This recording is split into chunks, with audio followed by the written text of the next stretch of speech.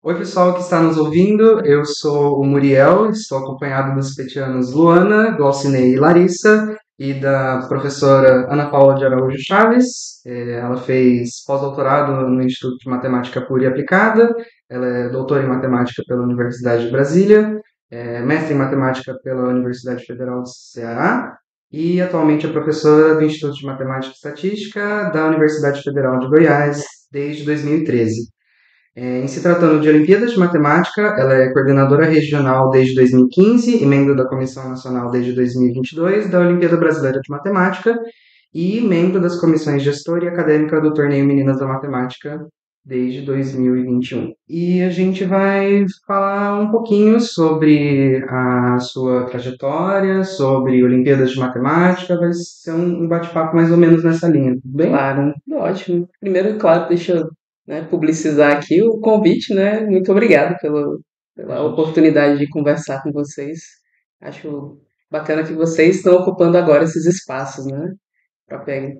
Para dar mais visibilidade ao trabalho que a gente faz, né? Dentro, seja da universidade, seja com a Olimpíada, seja... Então, parabéns pela iniciativa de vocês. A gente que agradece a sua presença.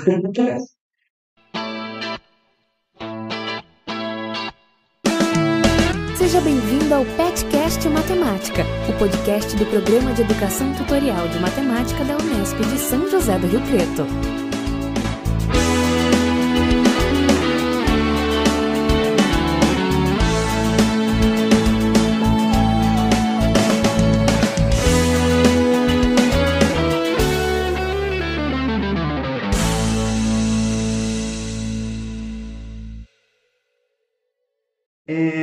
Como uma primeira pergunta, eu gostaria de perguntar como foi seu primeiro contato com Olimpíadas de Matemática?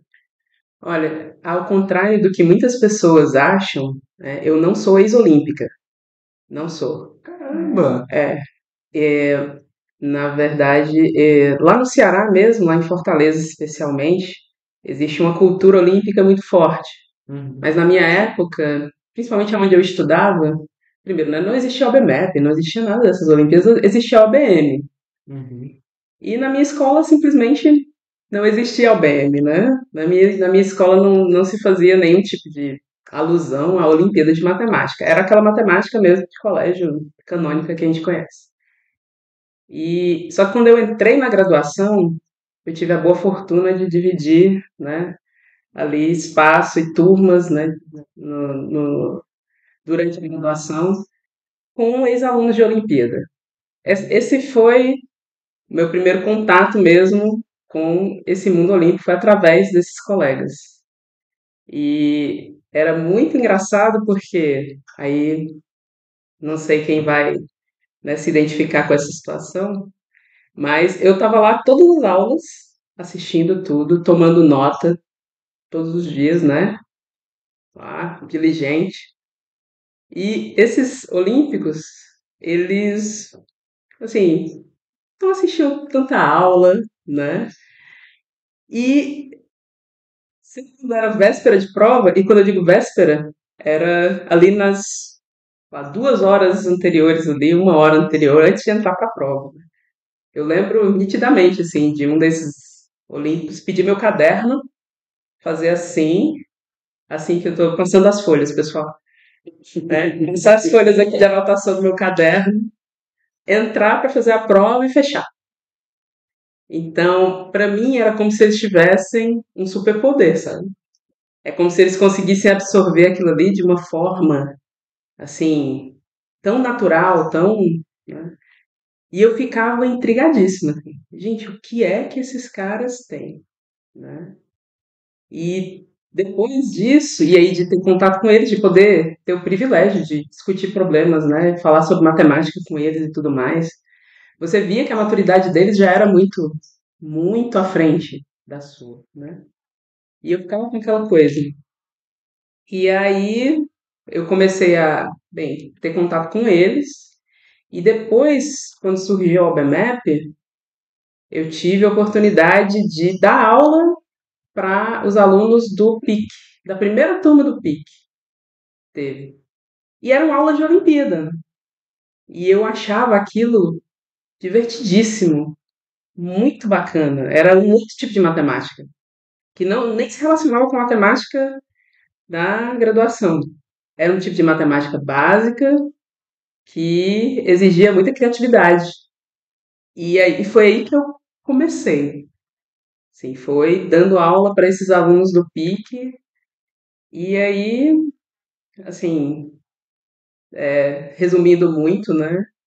Depois de ficar muito tempo dando aula no PIC, eu passei a, junto com um colega que era ex-olímpico, um desses que eu conheci na graduação, ele acabou indo ser professor na mesma universidade que eu, de forma totalmente, né, aleatória. Ele caiu lá, e quando ele chegou lá, ele me propôs, falou, ó, vamos montar um projeto de treinamento aqui para a UBM, não para a UBMEP, não para, que era o que eu já fazia ali, de dar aula para alunos da UBMEP, mas vamos treinar alunos para a UBM, porque aqui o estado é tão grande e a gente não vê, né, medalhistas e tal. Então o que está acontecendo? Não está tendo um treinamento, né? Pelo menos não que chegue nesse nível, assim. Então ele propôs, e aí foi que eu comecei a, de fato, me inserir dentro da OBM, assim. A gente conseguiu resultados muito bons, muito rápido. Chegamos a ter um aluno desses representando o Brasil na IMO 2 anos consecutivos. Então, assim, depois que eu me engajei nesse treinamento da OBM, foi que eu tive assim, essa inserção dentro da Comissão Nacional de Olimpíadas, torneio Minas da Matemática e tudo mais. Então foi um crescimento assim, desde o pique lá, muito lento, mas que chegou, né, hoje nesse nessa abrangência assim nacional, posso colocar, né? Uhum. Sim. Ah, É uma jornada, gente. Valeu a eu pena. não imaginava que você não era ex-olímpica. É um erro comum. Muitas pessoas mesmo têm essa, essa imagem pré-concebida porque eu já fui líder de equipe brasileira, né, e Uhum. etc. Mas na minha época de estudante eu não cheguei a fazer Olimpíada. Eu realmente me engajei depois. E isso fica de incentivo também, ó. Se você não foi olímpico, não quer dizer que você não pode se envolver depois, né?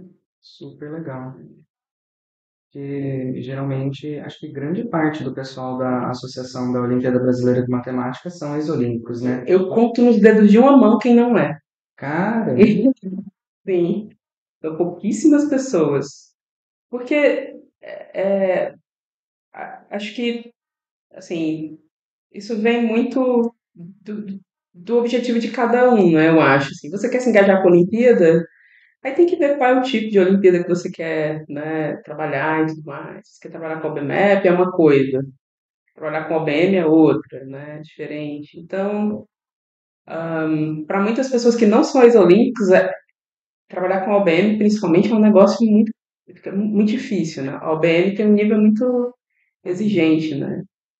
Você pega uma prova da OBM nível 2 que é feito para alunos de oitavo e nono ano, você dá para um professor qualquer aí, ele não faz não.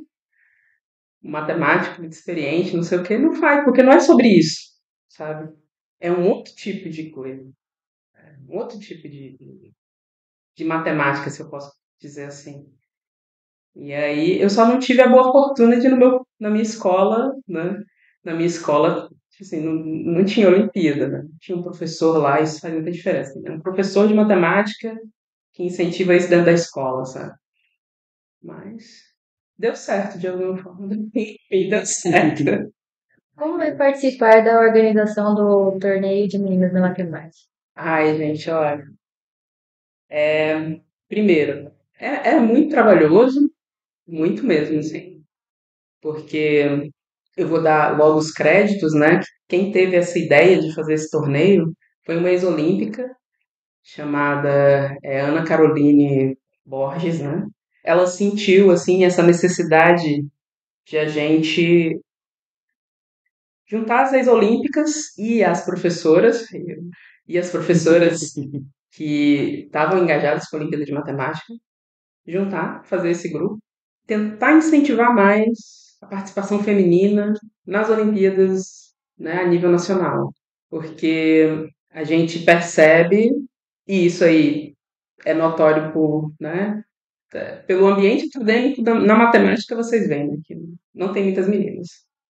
Em Olimpíada, até nos primeiros níveis, você até consegue ali uma coisa mais equilibrada, mas quando vai chegando no nível do ensino médio, nível universitário, isso aí, essa representatividade, assim, fica muito, muito, muito discrepante, assim, é muito pequena. Com essa vontade, assim, de aumentar essa representatividade feminina, aí ela juntou, assim, algumas professoras e ex-olímpicas, e aí a gente, com o apoio da Associação da Olimpíada Brasileira de Matemática, e a gente, né, então vamos fazer o TM2, né, que é o Torneio Meninas da Matemática. E assim, gente, a comunidade olímpica, ao contrário de que muitas pessoas podem achar, não é um ambiente altamente competitivo. É muito mais um ambiente colaborativo do que competitivo. Porque na prova, na hora da prova, é você com você.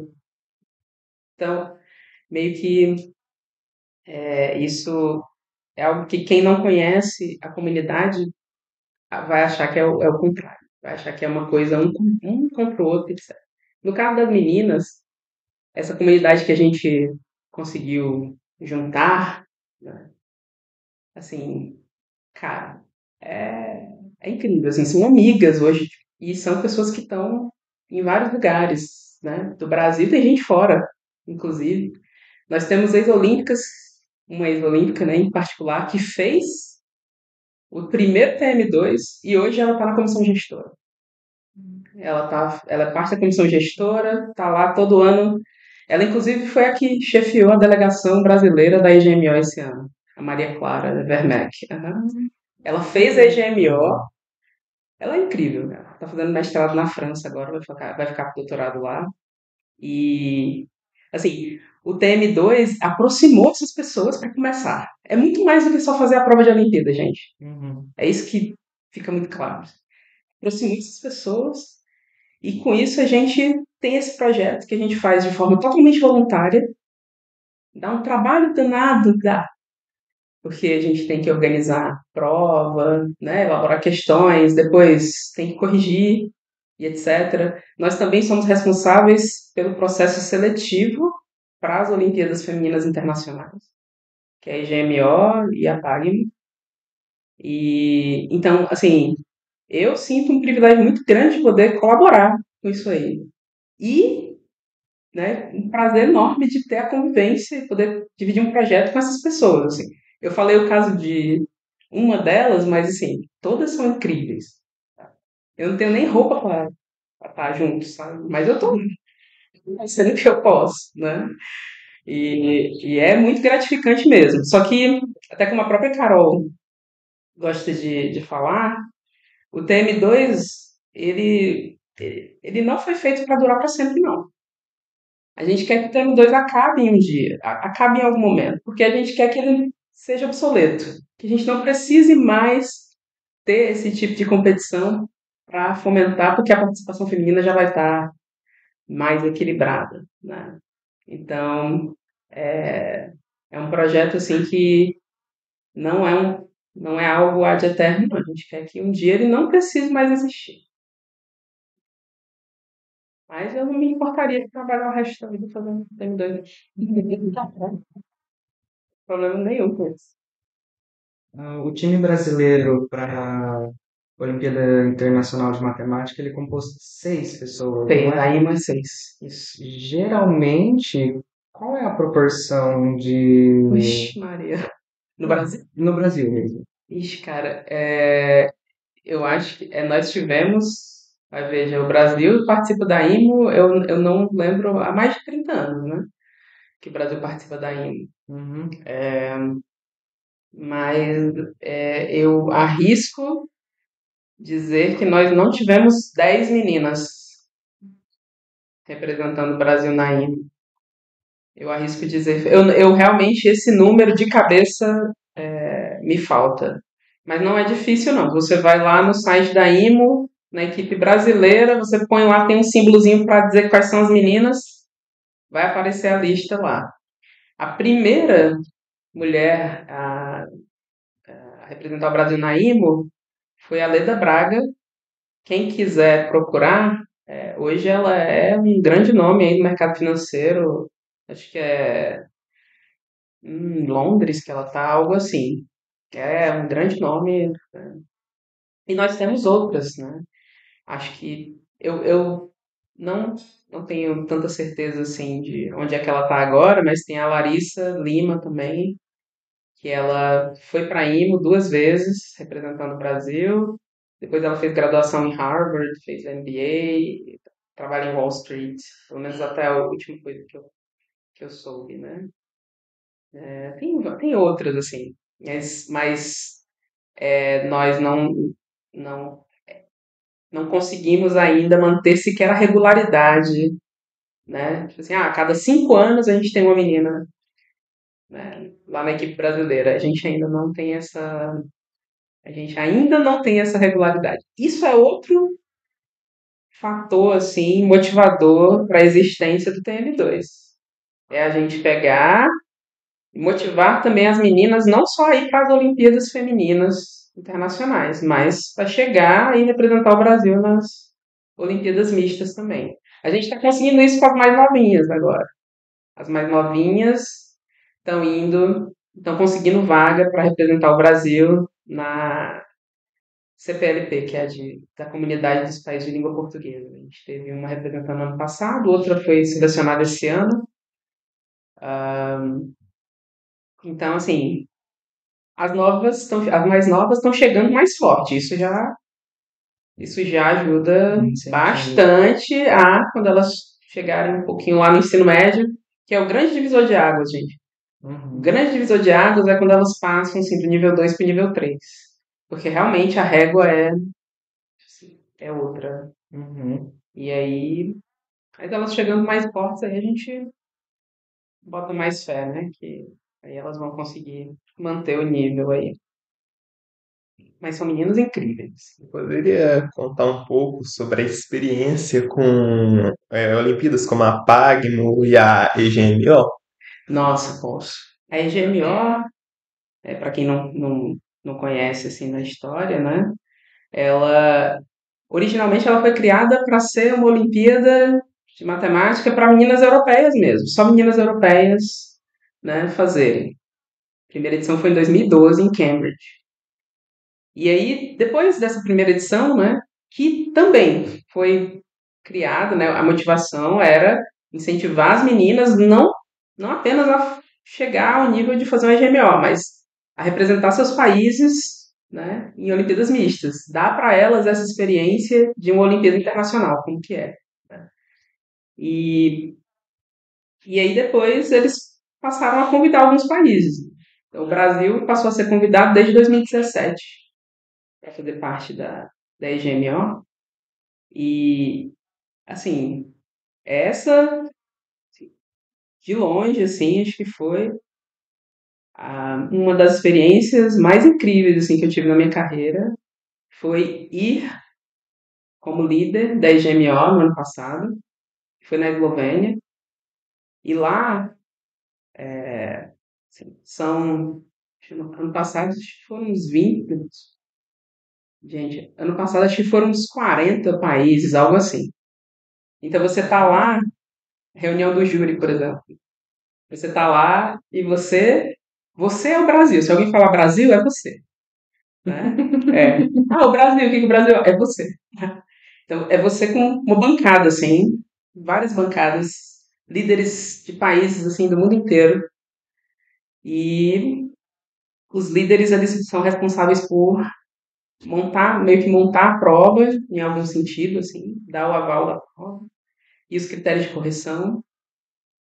E a EGMO tem uma coisa muito diferente das outras Olimpíadas que eu pude, né, participar.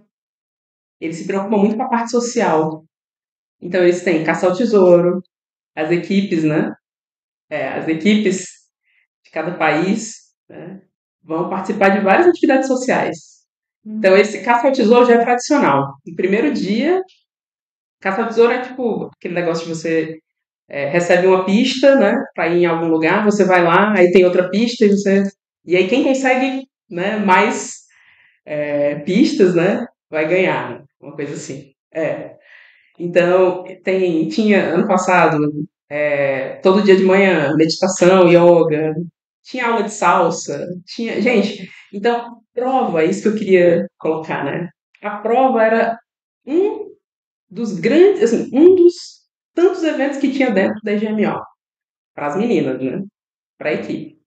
Para a liderança era um negócio um pouquinho mais trabalhoso, mas também não deixava de ser muito legal, porque você está ali trocando ideia e discutindo com pessoas, né, do mundo inteiro. Para a liderança mesmo, muito trabalhoso, muito. Né, o pessoal até pergunta: e aí, a Eslovênia é massa, né? Deve ser muito legal a Eslovênia. Não vi nada. Muito não sei só. Mas o objetivo mesmo, assim, principalmente no trabalho da liderança, não sei se vocês sabem como que funciona, assim, né? As meninas fazem a prova e aí existe um tribunal de correção, né? Para cada problema tem uma banca e a liderança também corrige.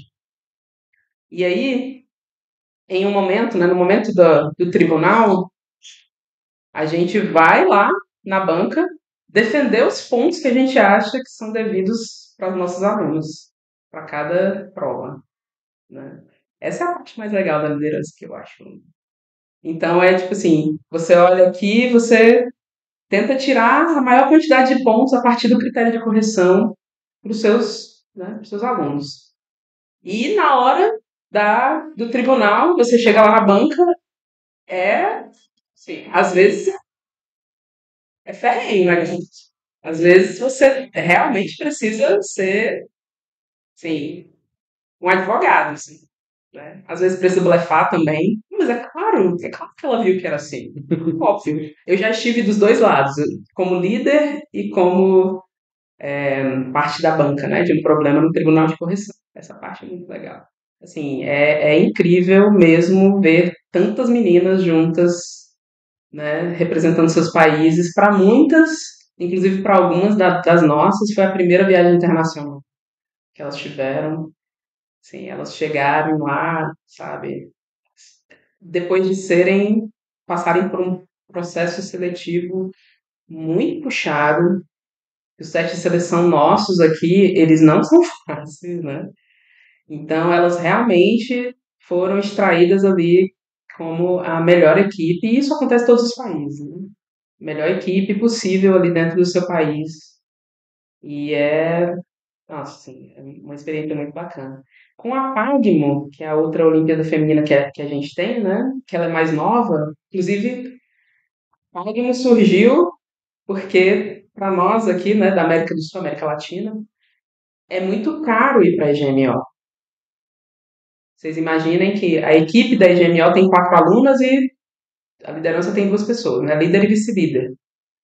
Não apenas a passagem de avião é cara, mas a taxa de participação também. A gente até consegue um descontozinho, assim, a gente sempre pede todo ano um descontozinho e tal, mas ainda fica muito caro para nós. E se para nós tá ruim, o pessoal da América do Sul aqui, gente, vocês não têm ideia, assim, é muito difícil para eles. Tem país que mandou só uma aluna, por exemplo, daqui da América do Sul. O Equador, ano passado, mandou só uma aluna, porque não tem condições. Então, a Pagmo, ela foi criada para ser a nossa Olimpíada meio que continental, né? Pro lado de cá, para ficar mais viável a participação, né, das equipes, assim, para a gente democratizar mais, dar essa experiência de participação em uma Olimpíada Internacional para as meninas, né? E só que ela nasceu no meio da pandemia. Pagmo. Nasceu no meio da pandemia.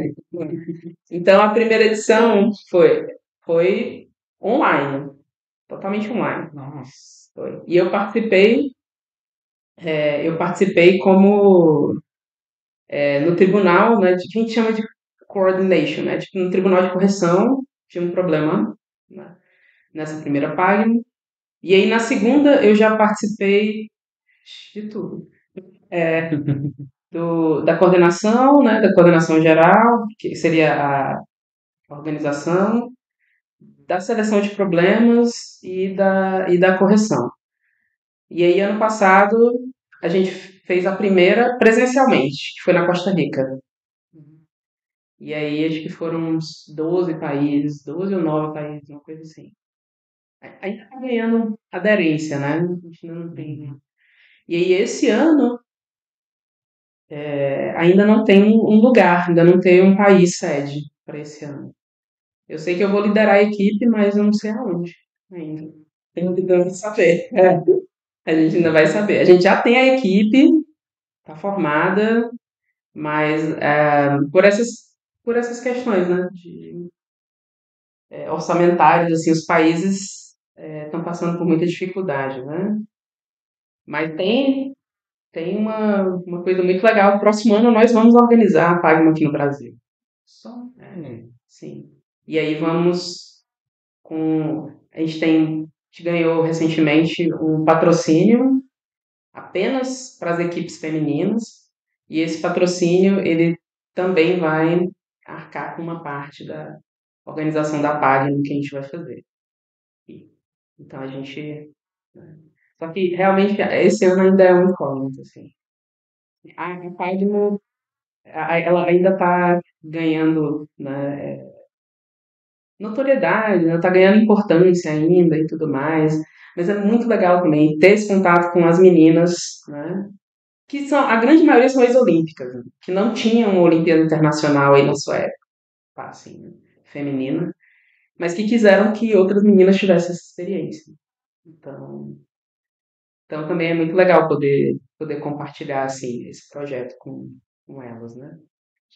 Mas por motivos de eu não querer, por motivos de eu querer fazer parte agora mais da liderança, tá, essas coisas, eu saí um pouco da organização, deixei a organização. Porque não, conflito de interesse, né? A Pagmo, ela tá ganhando tração ainda, porque ela foi criada quando Em mesmo? 2022, né? 2021, desculpa. É 21, verdade, 21. 2021. Agora vai ser a quarta edição. 21, 22 foi virtual. E aí 23 foi na Costa Rica. E aí esse ano tá muito indefinido, mas o México parece que ia tentar fazer um esforço, aí, ou o Canadá, um dos dois. Mas a gente ainda não sabe, o que é um pouco angustiante, né? Porque a gente tem equipe, as meninas já participaram da equipe, a gente já tem equipe, e, assim, feita virtualmente, conta, mas para as meninas é muito chato, né? Assim, Prova online de Olimpíada ainda por pois cima é é. muito chato. A gente, veja, eu liderei a EGMO em 2022 e o Brasil participou de forma online porque a gente ainda estava naquela coisa de saindo da pandemia e tudo mais, e a gente, por precaução, achou melhor não mandar a equipe, né? Mas a gente, apesar do Brasil participar virtualmente, a gente reuniu a equipe toda em Fortaleza, né? E lá a gente meio que fez a nossa EGMO. A gente tinha o dia das provas, né? Tinha a hora das provas, tinha o meu trabalho o trabalho mesmo. É mesmo, né? De pegar, e eu defender os pontos e tal, etc. Eu e a vice, né, no caso. Mas a gente também tinha nossos joguinhos de tabuleiro lá, todo dia pra jogar, a gente foi na praia, né? Então meio que a gente fez a nossa EGMO lá em Fortaleza, né? Choveu na praia? Choveu, mas tudo bem, né? Faz parte. Mas foi muito legal poder reunir a equipe e tudo mais. Só que, claro, a experiência, por exemplo, na Eslovênia ano passado foi indescritível, né? Para elas, sim. Então, dar essa oportunidade para elas é muito importante também. Não só de fazer a prova, de ter a medalha, né, mas delas terem essa interação, porque elas acabam não tendo essa interação com as outras meninas de outros países, né? E lá, nossa, lá, assim, elas conheceram muitas meninas de vários lugares. Tem uma que é uma das integrantes da equipe brasileira, né? Foi ano passado, ela foi esse ano também para a IGMO.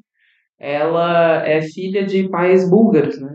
E ela fala búlgaro, e aí ela estava lá e encontrou a equipe da Bulgária e foi lá tirar foto, foi falar com as meninas. Então, assim, tem várias coisas, né? Assim, legais. A gente falando com as meninas do México e tal, e, enfim, essa interação não tem quando você vai fazer uma participação virtual, né? Também.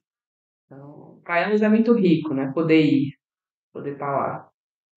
Então, vamos aspirar, né? Vamos rezar aí que algum país sede esse ano consiga, que próximo ano já vai ser aqui mesmo. A gente já comprou essa ideia. Que as Olimpíadas elas têm bastante esse papel social também, né? Não só o de desenvolvimento científico, mas a integração das pessoas, né? E não só, tipo, integração entre países em Olimpíadas internacionais, por exemplo, mas também em Olimpíadas regionais. Regionais, Porque, nacionais, sim. porque acho que grande parte das pessoas que eu conheci porque eu fiz Olimpíadas regionais, Uhum. Olimpíadas nacionais. Uhum. E eu não sei se era falta de pesquisa minha alguns tempos atrás ou se realmente tem surgido bastantes Olimpíadas independentes, assim, regionais no país, não tem? Tem surgido muitas Olimpíadas, matemática, inclusive, muitas Olimpíadas de muitos conhecimentos diferentes, né? E isso acaba pulverizando um pouco o público, né? De olímpicos. E a gente entende que, claro, assim como existem diversas aptidões, existem diversas maneiras de você criar algum tipo, né, de Olimpíada e tal. Uhum. Só que às vezes isso meio que tira o foco dos alunos, assim. Por exemplo, vou dar um exemplo.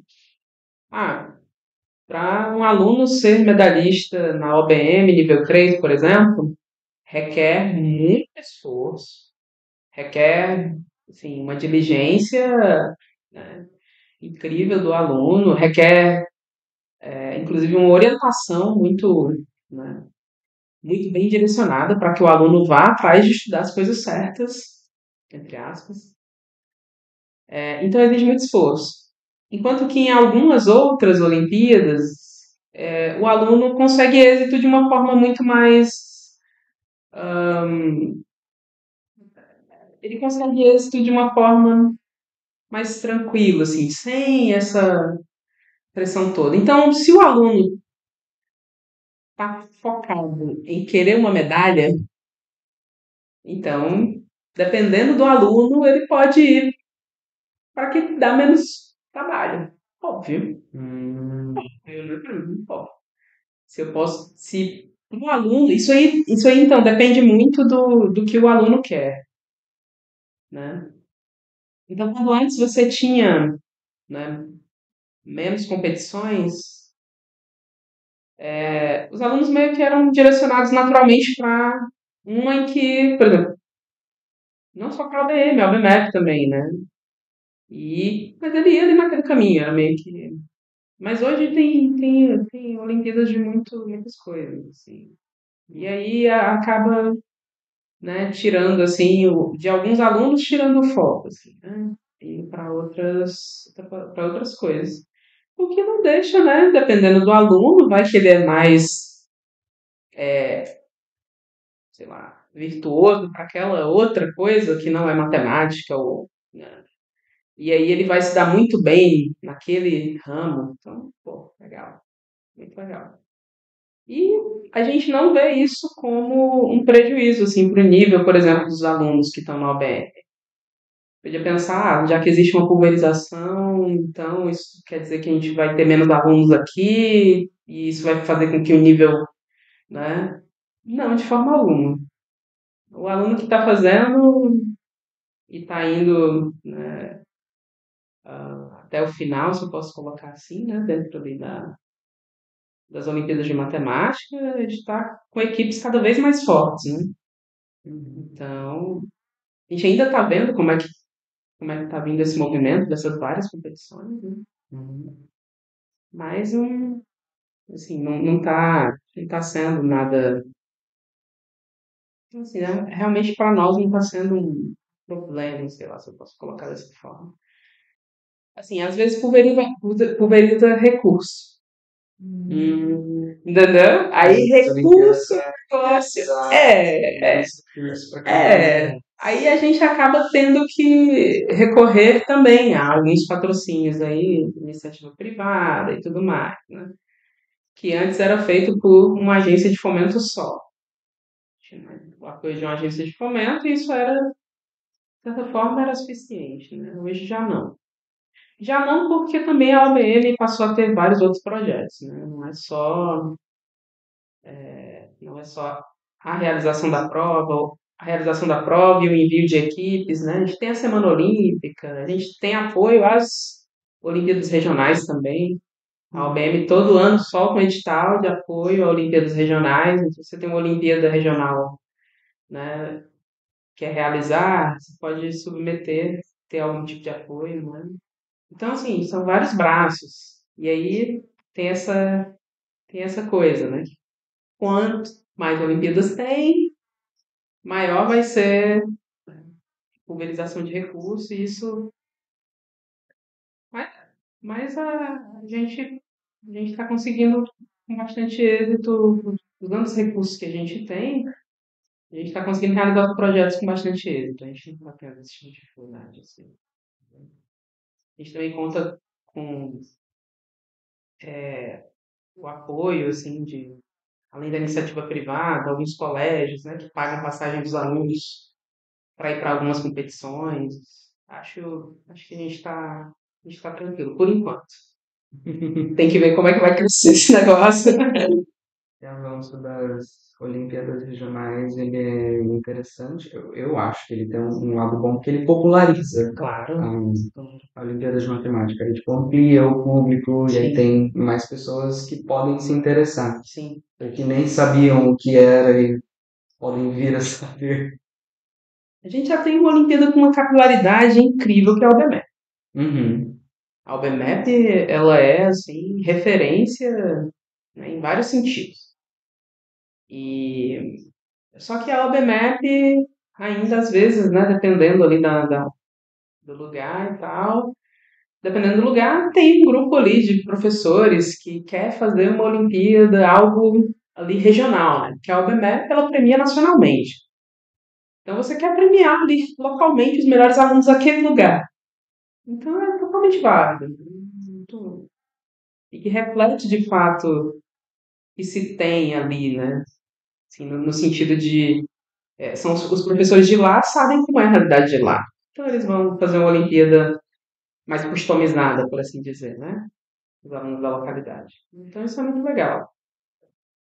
Que a UBMEP é, para mim, um grande projeto social e que a gente vê, não só nos números, mas a gente vê com histórias, né? Muitos alunos, muitos mesmo, assim, que tiveram sua realidade totalmente transformada porque fizeram uma prova de matemática. Se você parar para pensar porque o cara resolveu 3 problemas de matemática em um dia, numa prova, mudou a vida dele. Que isso, gente?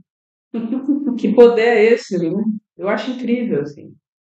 Então, e aí, você poder, né, dar isso aí localmente, tá? Acho muito legal. Abre bastante a cabeça ao BNEP, eu acho.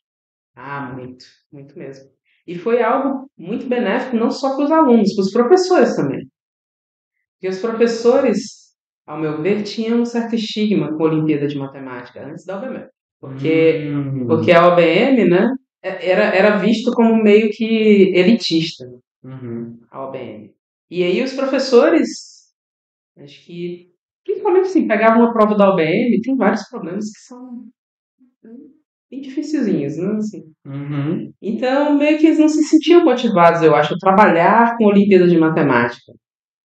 E aí chegou a OBMEP que conversa mais com o que o professor faz em sala de aula. E a grande coisa da OBM é que a matemática olímpica, para você fazer a OBM nível 2 e 3, já no nível 2 mesmo, só com o que você vê no colégio você não faz. Então, é um treinamento à parte, que os professores, né, dependendo da escola, não tem como fornecer isso aí para o aluno. Seria algo totalmente diferente do currículo escolar. E aí chega ao BMAP que não tem isso. A BMAP é aquela Olimpíada que realmente, olha, o que você deu aqui na sala de aula para esse aluno, ele consegue fazer essa prova. Isso aí é muito legal. E aí os professores passaram a usar os programas do OBMAP também. Então, essa é uma parte muito bacana. O BMAP já teve, agora eu não sei como é que tá esses projetos, mas projetos voltados para o professor. Chamava OBMAP na escola, não sei se ainda está vigente. Era, o OBMAP na escola era isso.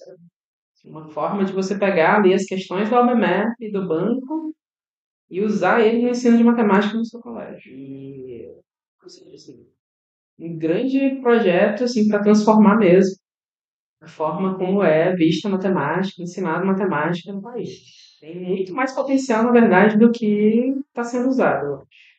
Mas uma coisa por vez, né? Vou fazendo aos poucos.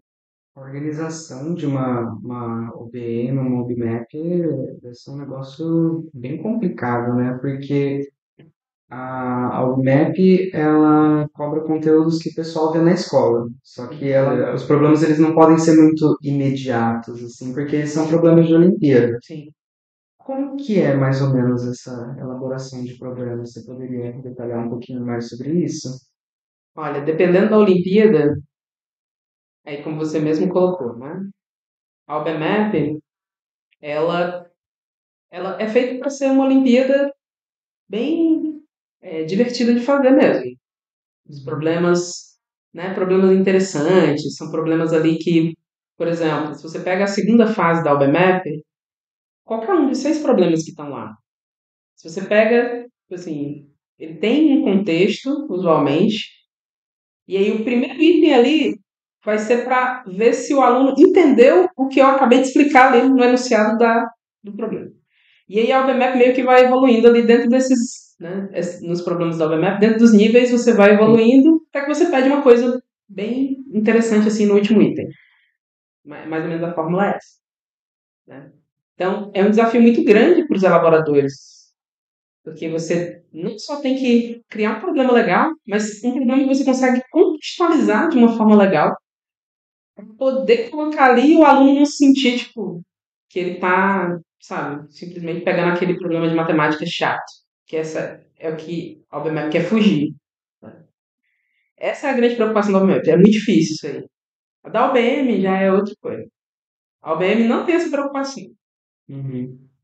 porque a preocupação da OBM mesmo é, a partir daquela prova, a gente vai selecionar os alunos que vão representar o Brasil, tipo assim, os alunos que vão representar o Brasil nas internacionais, eles vão sair dentre os medalhistas ali premiados naquela prova.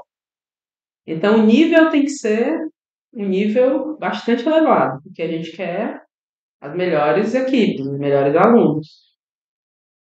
E aí essa elaboração da OBM, ela já fica difícil para esse outro lado, assim, né? Não de contextualizar, mas de você conseguir problemas ali que são de certa forma acessíveis para quem está treinando a OBM. Existe um programa assim, meio que clássico, né? Dependendo de qual nível você tá, existe ali um programa clássico ali de tópicos e problemas, né, e que a gente vai tirar os problemas dali. E então tem que ser difícil nesse sentido, mas também não pode ser impossível para desmotivar, né, os alunos. Então é uma coisa que tem que ser equilibrada, apesar de ser muito difícil, mas tem que ser equilibrada ali para de fato você conseguir extrair os melhores alunos, né, daquele determinado nível. E aí isso aí conta com assim uma rede enorme de colaboradores, né? Na sua grande maioria são ex-olímpicos, então eles foram criados fazendo esses problemas, então eles usualmente são os que elaboram esses problemas, né, da OBM principalmente, e depois também são os que corrigem né? E de novo, é algo que eu acho, não sei se as pessoas têm ideia, mas esse trabalho, principalmente dentro da OBM, ele é todo voluntário. Ele é todo voluntário. Todas as pessoas que elaboram, que corrigem, que aplicam, tudo é um trabalho voluntário, mas é um trabalho, assim, por um projeto em que todos nós acreditamos. Então, essa é, essa é a grande motivação, assim, pra gente. E de lá, a gente vê, assim, histórias incríveis também, né? Que tá no negócio. E vários desses ex-olímpicos, depois, por exemplo, quando se tornaram pesquisadores em matemática, assim, tiveram carreiras brilhantes, né? Estão aí contribuindo para o avanço da matemática, né, nas suas áreas, então muito, muito bacana, assim, né? Poder ver isso meio que na sua raiz, né?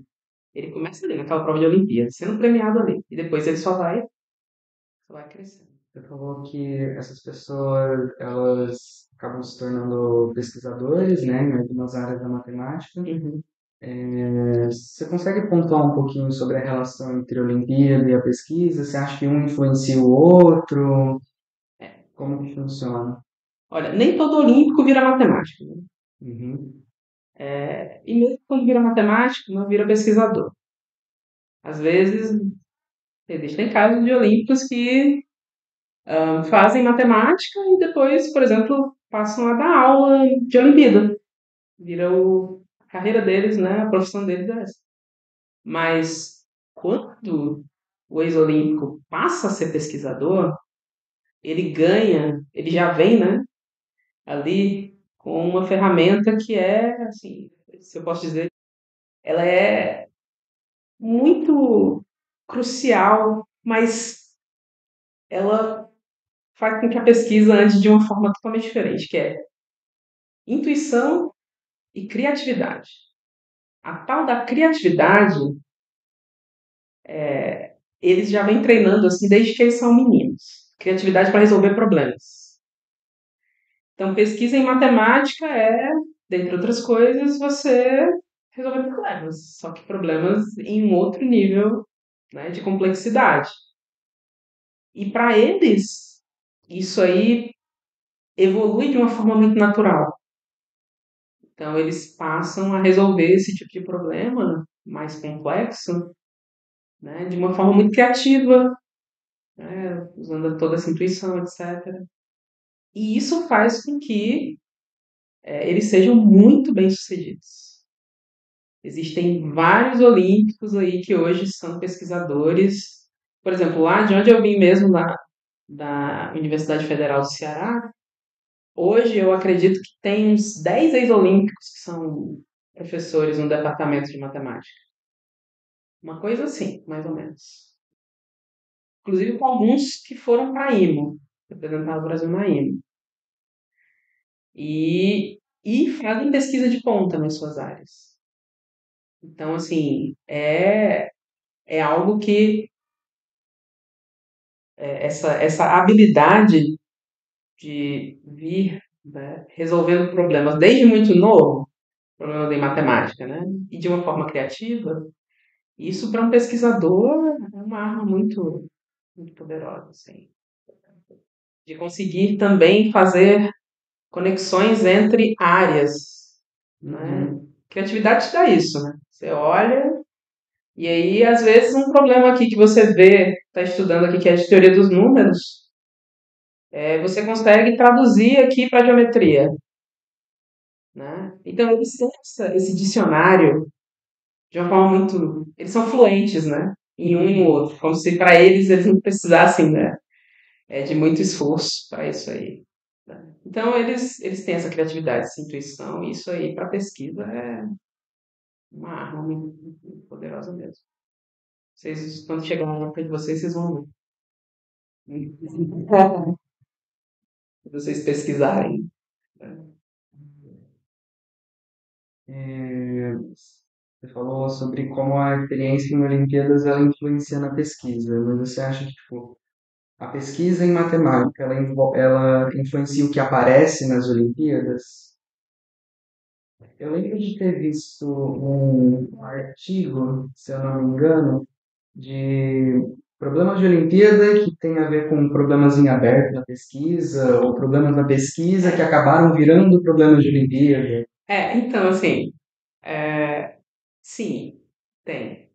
Às vezes você encontra um problema de pesquisa, dependendo da área, claro, né? Porque problema de Olimpíada não pode ter Precisa ser esses pré-requisitos atingível. exatos. Então, dependendo da área, né? Sei lá, combinatória, teoria dos números, né? Álgebra, de alguma coisa ali. Geometria já não, porque geometria em pesquisa já é outro rolê, né? Mas de álgebra combinatória, teoria dos números.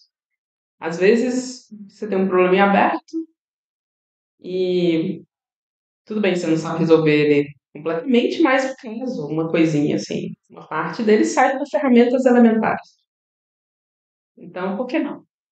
Dependendo do nível também, né? No nível universitário já caiu alguns problemas um pouquinho mais, né, um pouquinho mais elaborados, eu acho, que envolvia pesquisa, né? Mas essa sim, é meio que. Ou então, às vezes, é um lema, e esse lema sai por ferramentas elementares. Então, por quê? A gente não pode subestimar os alunos de jeito nenhum, porque eles fazem. Eles vão lá e fazem. É, tem um exemplo muito clássico disso aí, que vou contar que essa história é muito legal. Existe uma técnica para solução de equações, né, diofantinas, se chama pulo de Vieta. E aí, a história de como nasceu essa técnica é, mu- eu acho incrível. Assim. Tinha a IMO, que foi realizada na Austrália, né, no Uhum. ano de 1998, 90. 88. É uma coisa assim, exatamente. E aí tinha um problema que estava lá na shortlist, né, que é a lista meio que já selecionado alguns problemas, né, de cada uma das 4 áreas. Então tinha um problema que estava na shortlist, que foi meio que classificado como dupla estrela, assim, né? Muito difícil. O pessoal do comitê de problemas da IME daquele ano não conseguiu resolver esse problema. Eles pegaram, era um problema de teoria dos números, né? Então eles pegaram e foram atrás dos pesquisadores de teoria dos números da Austrália, pediram, olha, em um tempo de prova, tenta resolver esse problema. Ninguém fez.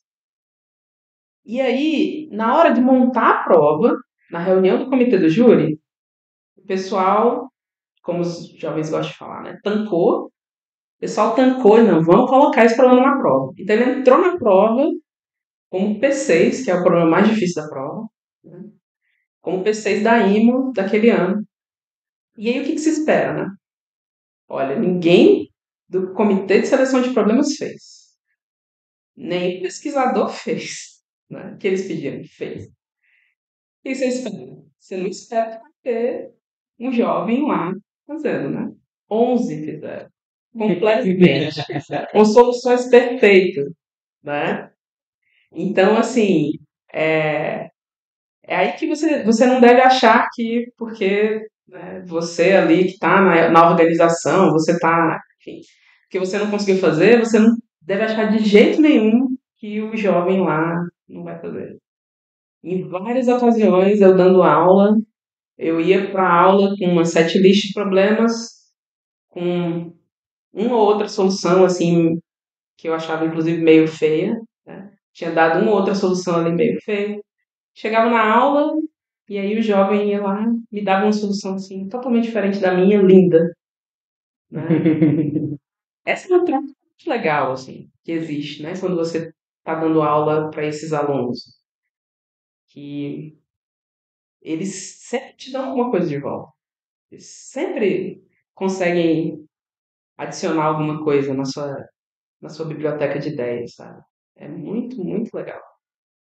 Essa história desse PC do pulo de Vieta eu acho muito legal, assim. Pra mim, em síntese, é isso. Eles são, assim, fora da curva. Só quem realmente está ali, trabalha né, com essas pessoas, assim, tem um pouquinho de ideia, assim. Mas Eu acho surpreendente, sempre.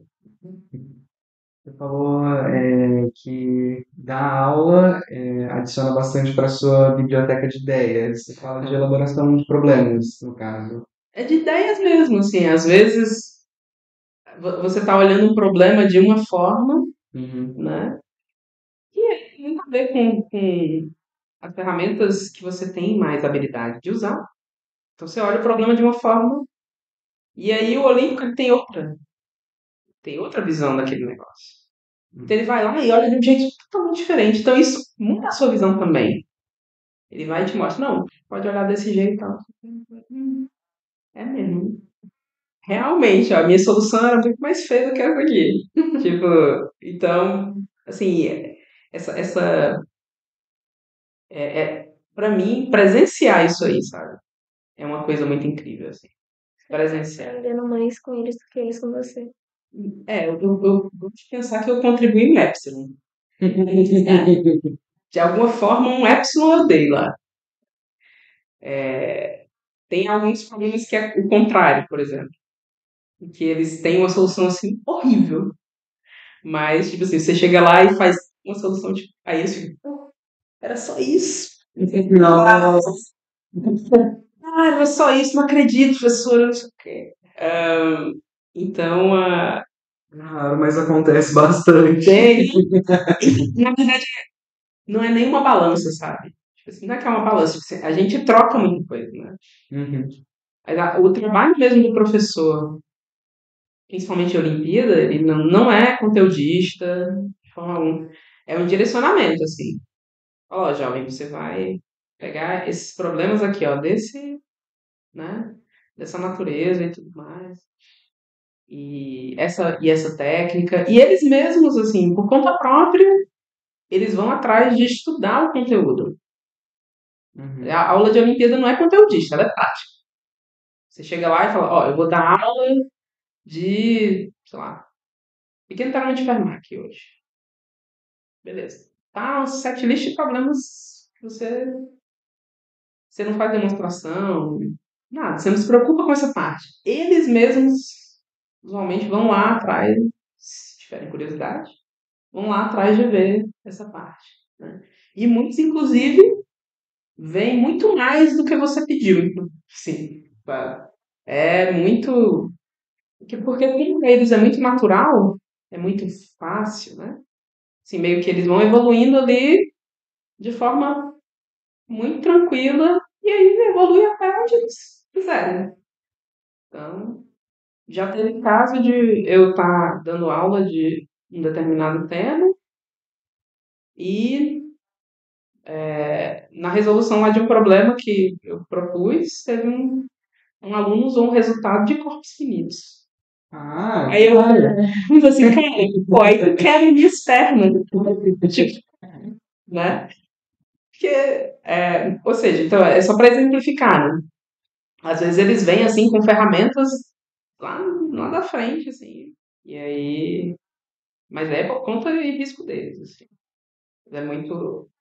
Aí, de novo, né? Muito surpreendente. Né? Corpos finitos eu vi quando eu tava no doutorado. Corpos finitos eu vi quando eu tava no doutorado. Cara, eu tava no segundo ano do ensino médio, tá? minha nossa.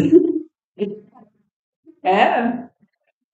E aí você fica, pô, eu tava comendo terra, não sei. Mas é. Mas esse cara em específico, ele era um ponto fora da curva, assim. Esse que eu tô citando, né? Que falou esse resultado. Ele, por, assim, de longe, ele foi o meu melhor aluno. De longe, assim. Ele chegou a representar o Brasil na IME 2 vezes, né? Foi ele. E ele tem uma história, assim, gente. A gente chama ele de novato. Novato por quê, né? A gente estava com um projeto de Olimpíada desde o nível 2, né? Rodando lá em Goiânia e tal. E aí essa turma do nível 2 naturalmente passou para o nível 3 e a gente quis continuar o treinamento. Então, para você estar naquele treinamento nível 2 era esperado que você tenha passado por um treinamento nível. Quer dizer, para estar no treinamento nível 3 é esperado que você tenha passado pelo treinamento nível 2. Então esse cara simplesmente chegou lá na aula. Na nossa aula, o projeto é aberto. Qualquer um pode ir lá. Então, para assistir. Então esse cara chegou lá na aula. Aí, como ele chegou, todos os outros eram veteranos, ele era o quê? O novato, né? Então, a gente começou a chamar ele de novato, por isso. Sim, a gente já tinha alguns alunos que tinham obtido tipo, medalha de ouro na OBM e tal, medalha etc, né? E o novato chegou, assim, tanto que a priori a gente pensava, não, tá bom, assim, ele chegou, mas ele não deve saber onde que ele tá, né? Tá. Ele não sabe o tamanho aqui da régua, né? Mas foi rapidamente, assim, ele mostrou a que veio. Ele, vários problemas, assim, quando eu passava, e ele, sim, sempre dava, se ele não resolvia, ele dava alguma ideia. Ele tava lá. E aí ele, assim, como a gente diz lá no Ceará, colocou os outros no chinelo, assim, muito rápido. Assim, meio que ele colocou uma sombra, assim, sobre os outros, né? Não é que era esse o objetivo dele, não era, assim. Simplesmente ele era essa máquina, ele era, não, ele era essa máquina aí Pegou de gosto pela entender, coisa. entender e pegar, assim, e pra ele não foi problema nenhum. Tudo que era necessário pro nível 3 da OBM ele já tinha, ou ele via sozinho. Então você não faz isso, gente, é até rude. Você não chega num treinamento nível 3 da OBM assim do nada. Bom, então, assim, realmente ele foi um. Tanto que depois, assim, ele foi que a gente chama de top gold, né? Ele foi ouro da OBM com maior pontuação, 2 anos seguidos. Foi. E chegou a representar o Brasil na IMA essas 2 vezes. Hoje ele está na Caltech, fazendo matemática. Fazendo matemática na Caltech e está no segundo semestre agora, fazendo análise na RN. Então, presenciar isso aí também, sabe? Presenciar essas pessoas, assim, nos processos, né? E poder trabalhar com essas pessoas. A gente chegou, inclusive, a fazer um artigo juntos. Né? Eu, ele e o Gugu. Legal, Né? né? Vou falar sobre isso já, inclusive. E assim, é algo, eu sinto um privilégio enorme, assim, de poder ver, né? E estar presente, assim, e, de certa forma, colaborar para ver essas coisas acontecerem aí. Muito legal. Esses ainda vão ouvir falar dele aí, em algum momento. Coisa de ideias mirabolantes é um negócio muito curioso que acontece em Olimpíada, né? Resolve um problema usando corpos finitos. Não, eu sei da onde que ele tirou aqui, assim. Isso lembra aquele problema da IMO de 2001, que era de teoria dos números, e tinha que provar que um número era composto, alguma coisa assim, usaram geometria. Como É isso, que não. acontece um negócio desse? Aí que tá, é esse negócio de você ter, assim, influência. Você tem influência ali. Então você olha para aquilo ali e você. Ah, deixa eu olhar isso aqui. Tá em inglês, mas deixa eu ver aqui em espanhol o que que vai dar aqui, né? Sei lá. E ter essa. Eu não tenho. Meu negócio é álgebra e teoria dos números. Minhas aulas de Olimpíadas são isso. Eu dou aula de geometria para os babies, assim, né? Combinatório eu também gosto, mas, tipo, o que eu tenho influência é álgebra e TN. Inclusive, foi assim que eu e o meu comparsa lá em Goiânia, a gente dividiu as aulas, né? Eu álgebra e TN, ele geometria e combinatório. Cada um meio que nas suas melhores, né, especialidades. Mas eles meio que são versados em tudo. Eles, claro, têm uma, né, ou outra área preferida, mas eles conseguem transitar aí por ideias em todas as áreas. Isso aí é muito poderoso. Muito poderoso. E E aí, é a sensação de você olhar para trás e ver onde você chegou e ainda ser professora de alunos que estão crescendo cada vez mais. nossa, se alguém voltasse no tempo e me dissesse, eu ia rir na cara da pessoa. Eu não ia acreditar. Falar, eu, organizando isso aqui, na frente disso aqui, não ia acreditar de jeito nenhum. Mas meio que não era bem o meu objetivo. Eu fui caminhando nessa direção, sabe? E é uma sensação muito gratificante de ver que eu não deixei de caminhar em nenhum ponto. Eu não parei e pensei assim, vou sentar, né? Não, é continuar se envolvendo, continuar. Se você acredita no projeto, sabe? Não ter ressalvas assim, em ir lá fazer, participar.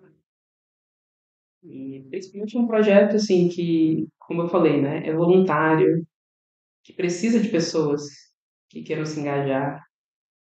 Então, sabe, dar esse tipo de suporte para essas pessoas acontecerem. Isso é muito gratificante mesmo. E tem e vem muito de volta para mim.